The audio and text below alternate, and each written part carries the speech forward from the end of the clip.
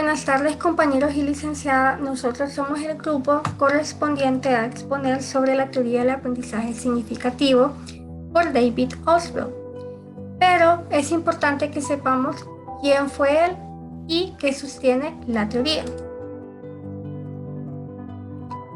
David Oswell fue un psicólogo y pedagogo estadounidense que en la década de los 60 desarrolló y expuso su obra más significativa, que es el aprendizaje significativo verbal.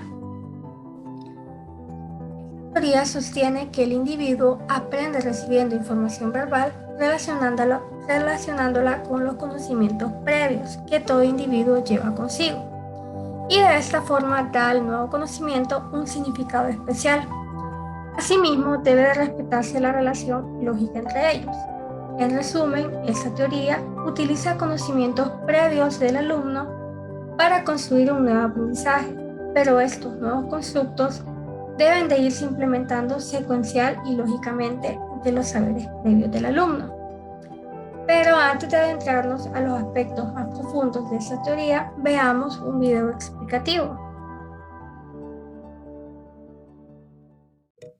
En este video les vamos a hablar sobre la teoría del aprendizaje significativo de Oswell.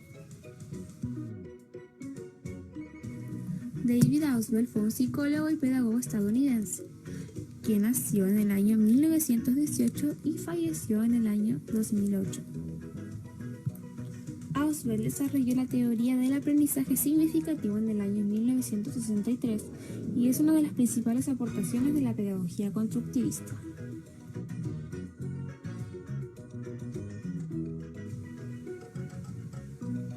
Para Oswell, las teorías y métodos de enseñanza han de estar relacionados con la actividad que se realiza en el aula y con los factores cognitivos, afectivos y sociales que en ella influyen.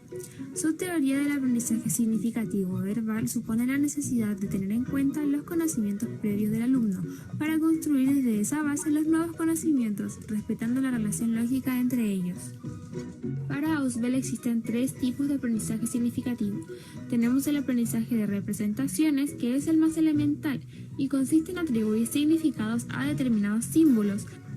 Aprendizaje de conceptos, donde se definen como objetos, eventos, situaciones con criterios comunes y se designan mediante un símbolo o signo. Y el aprendizaje de proposiciones, que implica la combinación entre varias palabras individuales. Esta teoría toma como esencia del proceso del aprendizaje en el aula, en donde el docente identificará lo que el alumno ya sabe y a partir de ahí enseñará. En pocas palabras, se trata de que el alumno enlace lo aprendido con la nueva información, integrándolo a su área cognitiva. Para que puedan entender mejor esta teoría, vamos a explicarles con una breve historia. Esto es algo especial, fuera de lo común. ¿Qué es? Es un cachivache que los humanos usan para acomodarse el cabello. Te queda una configuración estética del cabello que todos los humanos admirarán. Cachivache. Ariel cree en un comienzo que el tenedor es para cepillarse el cabello, pero cuando tiene contacto con los humanos descubre que es para comer. Ella asoció un conocimiento previo y lo integró con uno nuevo. Ella conocía el tenedor pero desconocía su uso, y al tener contacto con los humanos pudo averiguar cómo se utilizaba realmente. Ok, visto este video explicativo, ahora conozcamos un poco más algunos aspectos relevantes en el aprendizaje significativo, como por ejemplo, ¿qué es un concepto integrador? Un concepto integrador es la interacción entre la información nueva por adquirir y una estructura específica del conocimiento que posee el aprendiz. El aprendizaje significativo, por tanto, ocurre cuando la nueva información se enlaza a los conceptos o proposiciones integradoras que existen previamente en la estructura cognitiva del que aprende. Esto indica, y como se mencionó anteriormente, que el aprendizaje debe integrarse con lo que el alumno ya conoce. Asimismo, el concepto integrador se puede desarrollar mediante los 5 diferentes aprendizajes que serán expuestos a continuación. El aprendizaje subordinado. Este aprendizaje se da mediante la diferenciación progresiva y tiene dos procesos: la inclusión derivativa y la inclusión correlativa. En la primera no se cambian los atributos del concepto A, pero se reconocen nuevos ejemplos como relevantes. Y en la segunda, la nueva información es vinculada a la idea establecida, pero es una modificación o una imitación de esta. Los atributos pueden ser extendidos o modificados. Ahora bien, escuchemos el siguiente ejemplo. La idea establecida en este aprendizaje es que las aves vuelan. Entonces, doy 3 ejemplos de aves que vuelan. Estas aves podrían ser el colibrí, vuela porque es un ave, la gaviota vuela porque es un ave y el mirlo vuela porque es un ave. Luego de dar estos ejemplos, incluyo un ejemplo nuevo que sería la lechuza vuela porque también es un ave. Entonces, como pueden escuchar, no cambiamos los atributos del concepto A, pero reconocemos nuevos ejemplos, que en este caso sería que la lechuza vuela porque también es un ave. Ahora bien, en la inclusión correlativa, el ejemplo sería el siguiente. Establezco una idea, que sería, las aves vuelan, pero hago una modificación y digo que hay excepciones y extiendo el concepto. Como por ejemplo, vuelvo a mencionar los 6 ejemplos anteriores. El colibrí vuela porque es un ave, la gaviota vuela porque es un ave y la lechuza vuela porque es un ave. El pingüino no vuela, él nada, pero igual es un ave. Entonces, en este ejemplo estoy extendiendo el concepto preexistente o que ya existe en la estructura cognitiva. Ahora veamos el siguiente aprendizaje, que es el aprendizaje supraordinado. Las ideas se reconocen como ejemplos más específicos de la nueva idea que se define a través de un conjunto de criterios que abarcan a las ideas supraordinadas. Este aprendizaje se basa en la reconciliación integradora y por ello las ideas establecidas en la estructura cognitiva pueden ser establecidas y relacionadas. Así la información vieja puede adquirir nuevos significados. Escuchemos un nuevo ejemplo. Establezco la idea nueva que sería que las aves se caracterizan por tener el cuerpo recubierto de plumas. Algunas están adaptadas al vuelo y otras al desplazamiento por agua. Entonces, ejemplifico nuevamente y digo que el colibrí vuela ya que es un ave adaptada al vuelo. Y así sucesivamente con la gaviota, el mirlo, la lechuza. Pero cuando llega el ejemplo del pingüino, establezco la idea de que el pingüino no vuela, nada, pero igual es un ave adaptada al desplazamiento por el agua. Este sería un ejemplo más específico. Ahora veamos el aprendizaje combinado. En el aprendizaje combinado, la nueva idea es vista en relación con las otras ideas preexistentes, pero esta no es ni más inclusiva ni más específica que estas. Se considera que esta nueva idea tiene algunos atributos de criterio comunes a las ideas preexistentes. Por ejemplo, algunas aves están adaptadas al vuelo y otras al desplazamiento por el agua. Esta es la idea preexistente. Luego, añadimos la idea que se asocia con la idea preexistente y sería: algunos mamíferos están adaptados al vuelo y al desplazamiento por el agua. Muy bien, ahora veamos el aprendizaje por recepción. En este caso, el contenido es presentado al estudiante con su forma final. Para reforzar que este tipo de aprendizaje sea realmente significativo, es necesario alentar la autocrítica de los alumnos hacia la adquisición de significados precisos e integrados. Para entender este concepto, veamos un video explicativo.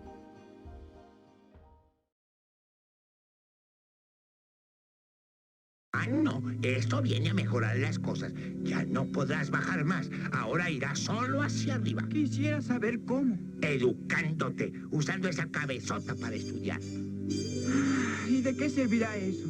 Pues estudia y ya verás si te sirve. ¿Estás dispuesto a intentarlo? Pues si no hay nada que perder. Así se habla, muchacho. Empezaremos mañana. Vamos a demostrarles lo que vales, ¿eh? Así lo espero.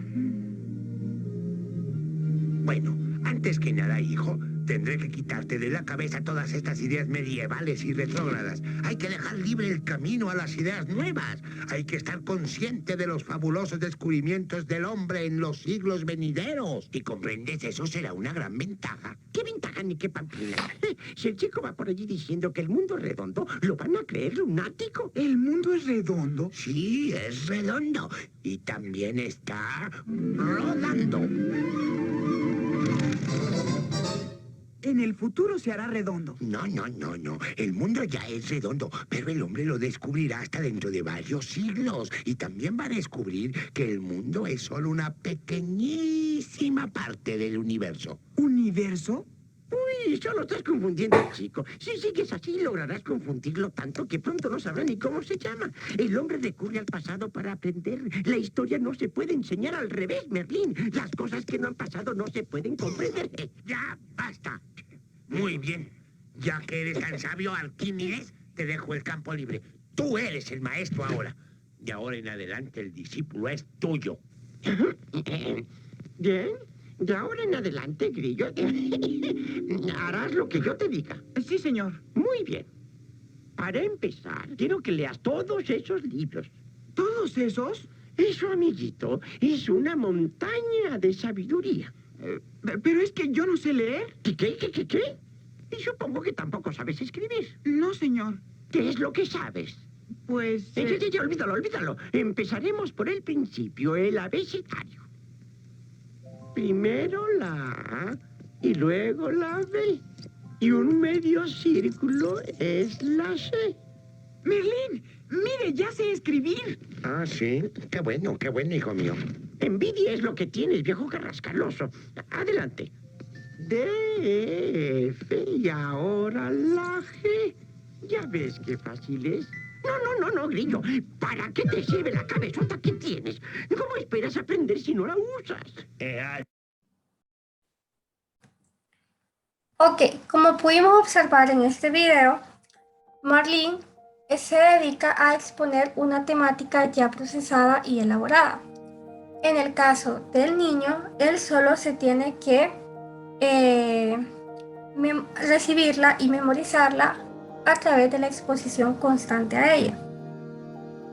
Ahora vamos a ver el aprendizaje por descubrimiento. En este tipo de aprendizaje, el contenido debe ser descubierto por el mismo estudiante. Sin embargo, Ausubel considera que las personas aprenden más por recepción que por descubrimiento, por deducción activa que por inducción activa. Y el método de Ausubel comprende la búsqueda de ejemplos a partir de estas reglas. Esto tiene mucho que ver dependiendo el nivel de conocimiento que tenga el alumno. En el caso de cuando entramos a la escuela, por ejemplo, muchas veces llegamos sabiendo poco o nada. Ok, este aprendizaje por descubrimiento muchas veces se implementa cuando nosotros estamos pequeños. Cuando entramos a la escuela, por ejemplo, muchos de nosotros no sabemos nada o sabemos muy poco. Entonces, es más fácil, en primer lugar, hacer una deducción activa o un aprendizaje por recepción, tomando los conceptos que nos van a servir más adelante. El método de Ausubel comprende la búsqueda de ejemplos a partir de reglas. En el segundo párrafo, como podemos observar, Ausubel considera que aprendemos más por recepción, pero esto pasa cuando estamos en grados donde no sabemos nada o muy poco. Por ejemplo, cuando entramos a primer grado, no sabemos leer, no sabemos escribir. Entonces, nuestros maestros nos enseñan por un aprendizaje por recepción. A medida vamos adquiriendo conocimientos, entonces vamos a ir aprendiendo por un aprendizaje por descubrimiento, ya que nosotros mismos podemos tener la iniciativa de ir agregando o aprendiendo cosas nuevas y siempre integrándola con los conocimientos previos. Ahora vamos a ver qué es la asimilación en el aprendizaje significativo. Asimilación es el proceso mediante el cual la nueva información se enlaza con los conceptos pertinentes que existen en la estructura cognitiva del alumno. En un proceso dinámico en el cual tanto la nueva información como el concepto que existe en la estructura cognitiva resultan alterados de alguna forma. La estructura cognitiva es entonces una estructura jerárquica de conceptos producto de la experiencia del individuo. La asimilación, como su nombre lo indica, es cuando un concepto nuevo que estamos aprendiendo lo podemos asimilar con un conocimiento previo que ya teníamos en la estructura cognitiva. Y la asimilación está compuesta por 3 elementos. En primer lugar, vamos a ver la simbolización de la asimilación. La asimilación se simboliza de la siguiente manera. A mayúscula más A minúscula es igual a una unión de A mayúscula con A minúscula. Podemos ver que la A mayúscula es un concepto existente modificado en la estructura cognitiva del aprendiz. La A minúscula es la información nueva en la estructura aprendida. Y la unión de estas es el concepto que va a ser cognoscitivo. O sea, primero tenemos un concepto ya aprendido, estructurado, luego adquirimos una información que va a agrandar este concepto y por último, este concepto integrado se vuelve cognoscitivo o se estructura en la parte cognoscitiva del cerebro. Ahora muy bien, la inclusión obliterativa es el proceso de diferenciación progresiva que llega un momento en que los inclusores han quedado modificados, diferenciados de una manera tal que es posible recuperar los elementos originales. Y la asimilación obliterativa se refiere a que en cierto modo el conocimiento nuevo que se aprendió al principio queda olvidado como tal y en su lugar aparece un conjunto de informaciones que es cualitativamente diferente.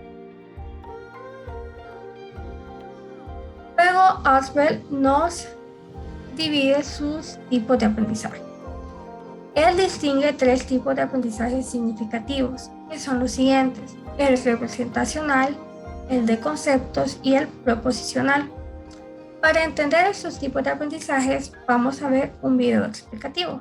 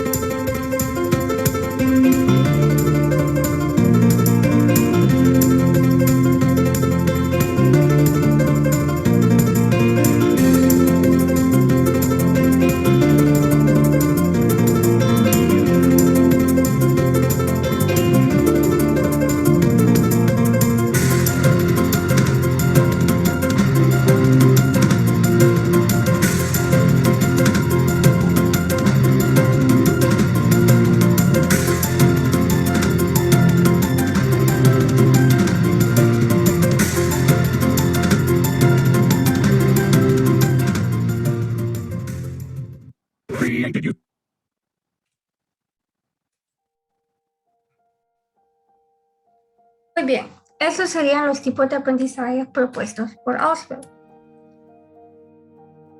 Ahora, hay un aspecto importante a considerar en el aprendizaje significativo y es el aprendizaje mecánico.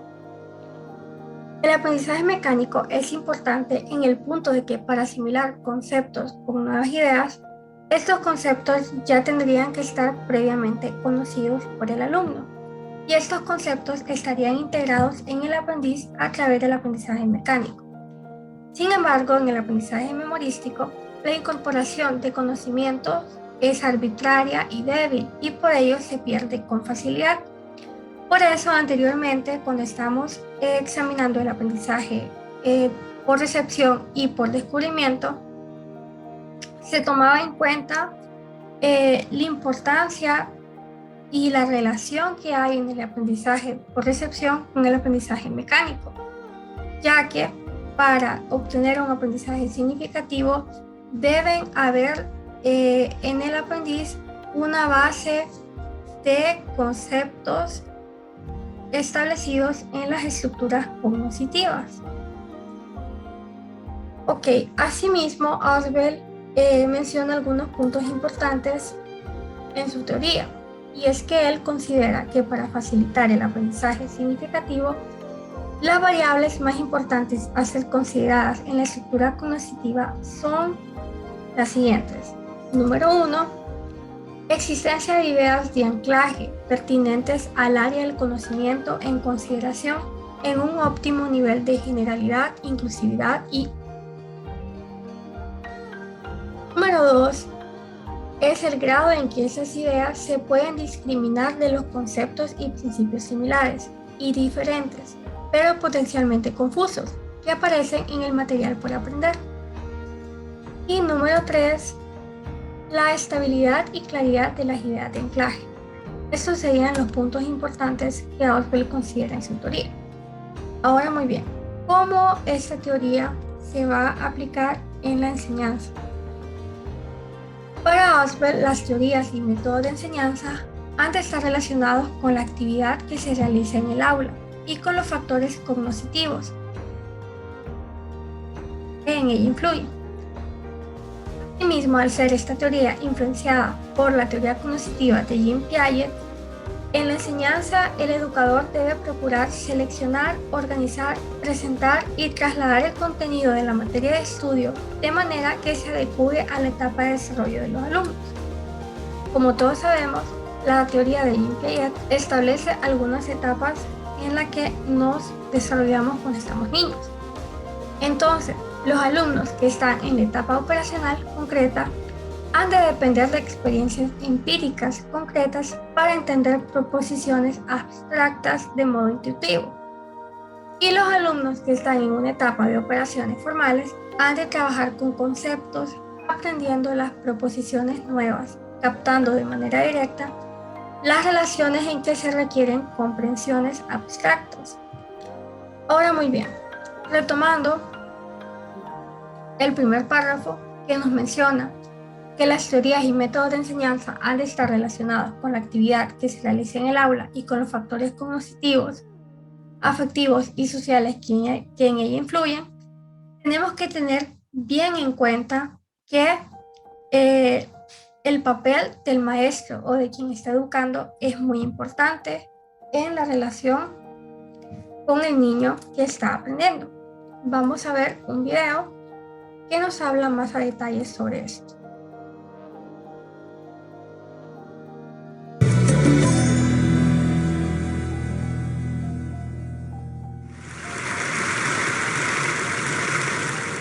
I have spent my entire life either at the schoolhouse, on the way to the schoolhouse, or talking about what happens in the schoolhouse. Both my parents were educators. My maternal grandparents were educators. And for the past 40 years, I've done the same thing. And so needless to say, over those years, I've had a chance to look at education reform from a lot of perspectives. Some of those reforms have been good, some of them have been not so good. And we know why kids drop out. We know why kids don't learn. It's either poverty, low attendance, negative peer influences. We know why. But one of the things that we never discuss, or we rarely discuss, is the value and importance of human connection. Relationships. James Comer says that no significant learning can occur without a significant relationship. George Washington Carver says all learning is understanding relationships. Everyone in this room has been affected by a teacher or an adult. For years, I have watched people teach. I have looked at the best and I've looked at some of the worst. A colleague said to me one time, they don't pay me to like the kids. They pay me to teach a lesson. The kids should learn it.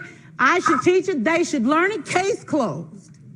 Well, I said to her, you know, kids don't learn from people they don't like.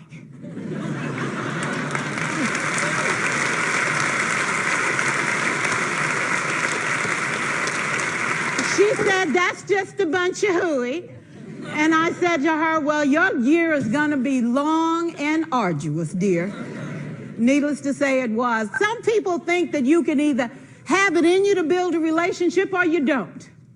I think Stephen Covey had the right idea. He said you ought to just throw in a few simple things, like seeking first to understand as opposed to being understood.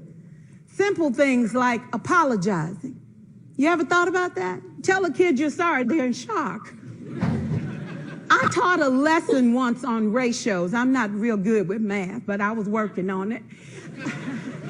And I got back and looked at that teacher edition. I taught the whole lesson wrong. So I came back to class the next day and I said, look, guys, I need to apologize. I taught the whole lesson wrong. I'm so sorry. They said, that's okay, Miss Pearson. You were so excited. We just let you go.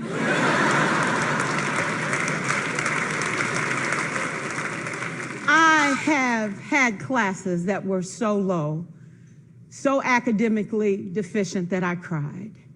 I wondered, how am I going to take this group in 9 months from where they are to where they need to be? And it was difficult. It was awfully hard. How do I raise the self-esteem of a child and his academic achievement at the same time?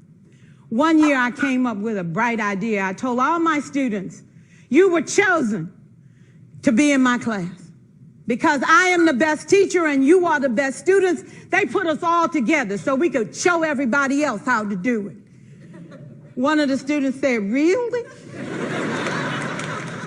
I said, really? We have to show the other classes how to do it. So when we walk down the hall, people will notice us. So you can't make noise. You just have to strut. And I gave him a saying to say, I am somebody. I was somebody when I came. I'll be a better somebody when I leave. I am powerful and I am strong. I deserve the education that I get here. I have things to do, people to impress, and places to go. And they said, yeah. You say it long enough, it starts to be a part of you. And so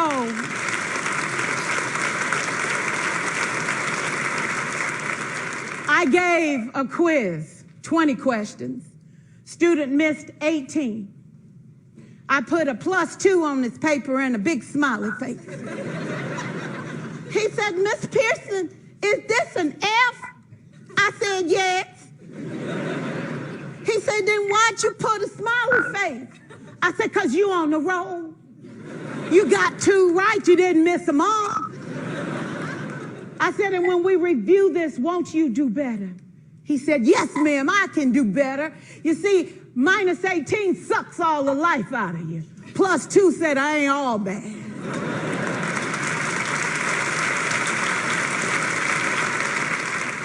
For years, I watched my mother take the time at recess to review, go on home visits in the afternoon, buy combs and brushes and peanut butter and crackers to put in her desk drawer for kids that needed to eat, and a washcloth and some soap for the kids who didn't smell so good. See, it's hard to teach kids who stink.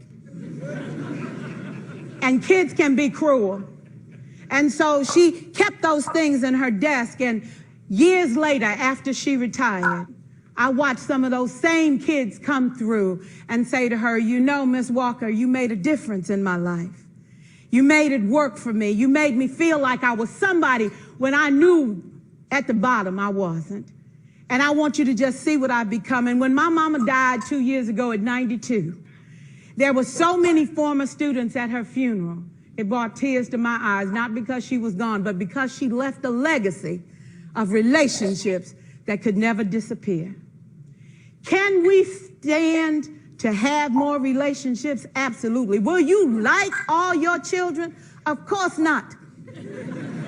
And you know your toughest kids are never absent. Never. You won't like them all, and the tough ones show up for a reason. It's the connection, it's the relationships. And while you won't like them all, the key is they can never, ever know it. So teachers become great actors and great actresses, and we come to work when we don't feel like it, and we listen to policy that doesn't make sense, and we teach anyway. We teach anyway because that's what we do. Teaching and learning should bring joy. How powerful would our world be if we had kids who were not afraid to take risks, who were not afraid to think, and who had a champion? Every child deserves a champion, an adult who will never give up on them, who understands the power of connection and insists that they become the best that they can possibly be. Is this job tough? You betcha. Oh God, you betcha. But it is not impossible. We can do this. We're educators. We're born to make a difference. Thank you so much.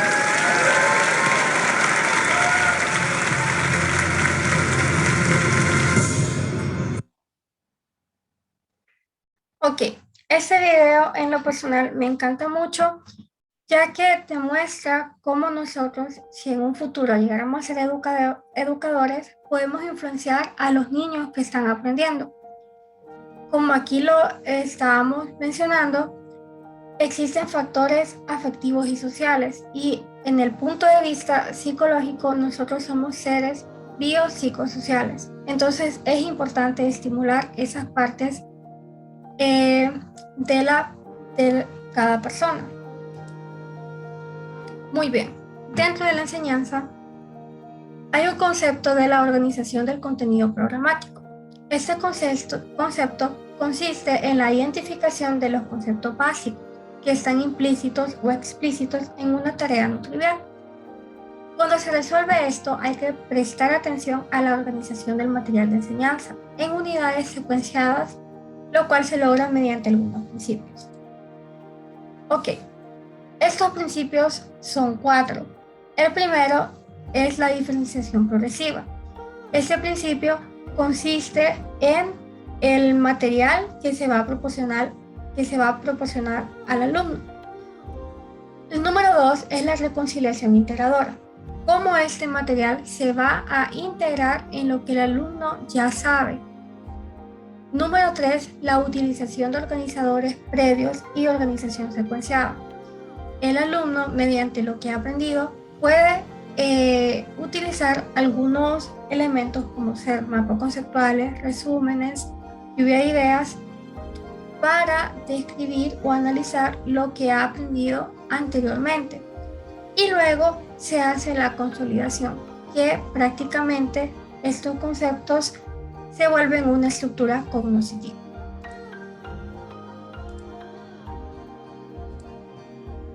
Ahora, ¿cómo se implementan las estrategias de aprendizaje significativo en el aula de clases? Para lograr que el alumno aprenda significativamente, hay que indagar sobre sus ideas previas, motivarlo hacia la conveniencia de no limitarse a una repetición memorística y presentarles un material potencialmente significativo que el alumno debe estar dispuesto a analizar y descubrir. Las pruebas diagnósticas. Se hacen evaluaciones diagnósticas para saber cuáles son los conocimientos previos que tiene el alumno y desde ahí partir en un modelo educativo que el maestro decide implementar. Luego tenemos la conceptualización. Cada vez que se enseña o se aprende un concepto nuevo, ya sea una palabra, por ejemplo, hay que motivar al alumno para que esa palabra se busque en el libro. diccionario. De esa manera estamos conceptualizando. También podemos hacer uso de las imágenes para dar una idea clara de lo que se está aprendiendo. Luego tenemos las ideas principales. Estas ideas principales se hacen mediante resúmenes, cuadros comparativos, mapas conceptuales, lluvia de ideas, donde el alumno establece lo que ha aprendido previamente. Las pruebas objetivas. Aquí se hace una valoración de si el aprendizaje ha sido significativo o no. Lo recomendable es que cuando se hagan este tipo de pruebas sean de tipo verdadero o falso y que se justifiquen. Y por último tenemos los trabajos grupales. Los trabajos grupales ayudan a que el alumno sea un poco más autocrítico y sea capaz de refutar o estar de acuerdo con diversas opiniones de sus compañeros de grupo. Asimismo, las opiniones que dan otras personas pueden ayudarnos a crecer significativamente en el método de la enseñanza por el aprendizaje significativo. Muchas gracias, compañeros, por su atención y espero que les haya gustado aprender sobre la teoría del aprendizaje significativo.